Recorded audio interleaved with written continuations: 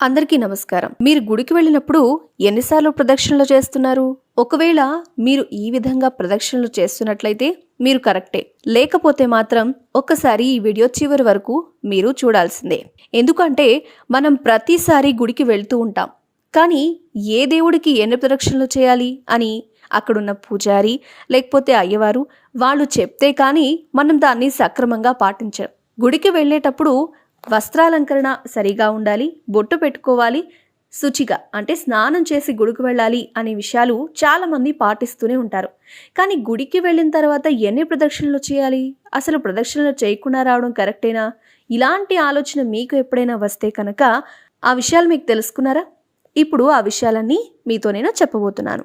మనం ఒకవేళ అమ్మవారి ఆలయానికి కనుక వెళ్తే ఒక్కసారి అమ్మవారి ఆలయం చుట్టూ ప్రదక్షిణ చేయాలి అని చెప్తారు. ఒకవేళ మీకు నియమం లాంటివి ఏమన్నా ఉన్నట్లయితే దానికి తగ్గట్టుగా 21 లేదా 108 ప్రదక్షిణలు ఇలా చేస్తూ ఉంటారు. అది మన మనస్సంకల్పంతో మనం అమ్మవారికి ఇన్నిసార్లు ప్రదక్షిణ చేయాలి అని అనుకున్నప్పుడు మాత్రమే అలా ప్రదక్షిణ చేయాలి. లేకపోతే అమ్మవారికి ఒక్క ప్రదక్షిణ మాత్రమే చేస్తారట. ఇక గణపతి ఆలయానికి చిన్నపిల్లల నుంచి పెద్దవాళ్ల వరకు ప్రతి ఒక్కళ్ళు వెళ్తూనే ఉంటారు. అంతేకాకుండా గణపతి ఉత్సవాలు కూడా అంగరంగ వైభవంగా జరుగుతూ ఉంటాయి. మరి గణపతికి ఎన్నిసార్లు ప్రదక్షిణ చేయాలి అనే విషయం మీలో ఎంతమందికి తెలుసు?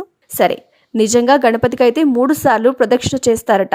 విష్ణుమూర్తికి సంబంధించిన ఆలయాలకు వెళ్ళి వస్తే అక్కడ 4 సార్లు ప్రదక్షిణ చేస్తూ ఉంటారు. నిజానికి మనం ఏ గుడికి వెళ్ళినా సరే ఒక ప్రదక్షిణ లేకపోతే 3 ప్రదక్షిణలు, అది కూడా కుదిరిపోతే 5 ప్రదక్షిణ వరకు చేసి వస్తూ ఉంటాం. నిజానికి మనం దీనిలో చాలా వరకు పొరపాటు చేస్తున్నట్టే అనే విషయం మీకు అర్థమైందా? ఈ విషయాలన్నీ మన శాస్త్ర ప్రమాణాలని మనం తెలుసుకోవాల్సి ఉంటుంది. అలాగే శివాలయానికి మనం వెళ్తే సోమసూత్రం వరకు అంటే అర్ధ ప్రదక్షిణ మాత్రమే చేయాలి అని మన శాస్త్రాల ద్వారా మనకు తెలుస్తోంది. అలాగే ఇక సూర్యుని విషయానికి వస్తే సూర్యునికి 7 సార్లు ప్రదక్షిణ చేయాల్సి ఉంటుంది. అదేవిధంగా ఏ దేవత గుడికి వెళ్తే ఆ దేవత పూజల్లో కూడా ఈ సంఖ్య ప్రకారంగానే మనం ప్రదక్షిణలు అనేవి చేస్తూ ఉండాలి అనేది గుడికి వెళ్ళినప్పుడు లేదా దేవునికి ఎప్పుడైనా ప్రదక్షిణ చేయాల్సి వచ్చినప్పుడు ఇలా ఖచ్చితంగా పాటించాలి. మరొకసారి ఏ దేవతకు ఎన్ని ప్రదక్షిణలు చేయాలి అనే విషయాన్ని ఒకసారి చూద్దాం.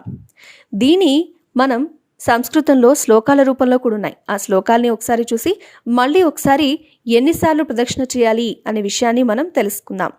ఏకాచండ్యా రవౌ సప్తః త్రిశోదత్యాత్ వినాయకే చతస్రోవా సుదేవస్య శివస్యార్థ ప్రదక్షిణ అనేవి మనకి శ్లోకాల రూపంలో ఉన్నాయి. అంటే అమ్మవారి ఆలయానికి ఒకసారి ప్రదక్షిణ చేయాలి, గణపతి ఆలయానికి 3 సార్లు, విష్ణువుకు సంబంధించిన ఆలయాలకు 4 సార్లు, శివునికి సోమసూత్రం వరకు అంటే అర్ధ ప్రదక్షిణే చేయాలి. ఇక సూర్యుని విషయానికి వస్తే 7 సార్లు ప్రదక్షిణ చేయాలి. అలా దేవతల పూజల్లో కూడా ఈ సంఖ్య ప్రకారంగానే ప్రదక్షిణలు అనేవి చేయాల్సి ఉంటుంది. ఈ వీడియో కనుక మీకు నచ్చినట్లయితే మా ఛానల్ని లైక్ చేయండి, షేర్ చేయండి, సబ్స్క్రైబ్ చేసుకోండి. ఇలాంటి మరెన్నో విషయాల్ని మీకు అందిస్తూనే ఉంటాం. Thanks for watching.